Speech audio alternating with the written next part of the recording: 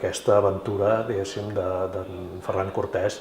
En la crònica, diguéssim, del Bernat Díaz del Castillo. Amb Diego de Almagro, recordeu que podria molt ben ser Jaume Dalmau d'Aragó, i amb Pedro de Alvarado, que és aquest altre que diem que pot ser d'Albalat, Francisco Pizarro, que és aquest que també diem nosaltres que segurament és de valencià. En el cas concret del Joan de Herrada, jo he trobat el possible alter ego d'aquesta persona que seria, diguéssim, d'una família important de la nació catalana.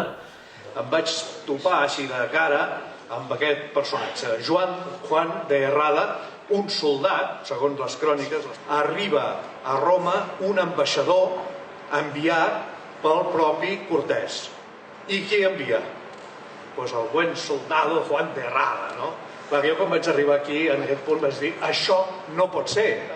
No pot ser que hi enviï un soldado allà, doncs mira.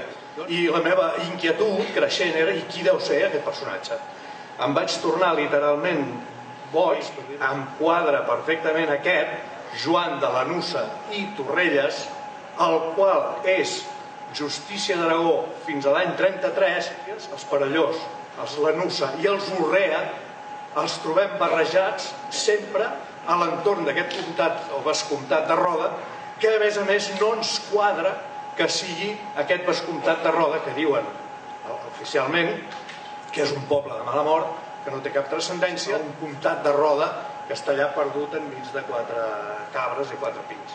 I que en canvi podria ser que estiguéssim parlant d'un comtat que no el trobem per enlloc, que no hi ha documentació, que és el de Rodes, el de Roses, diguéssim, Rodes, Cervera de Rodes, tal. Oriol Junqueras l'han castigat 15 dies sense sortir al pati.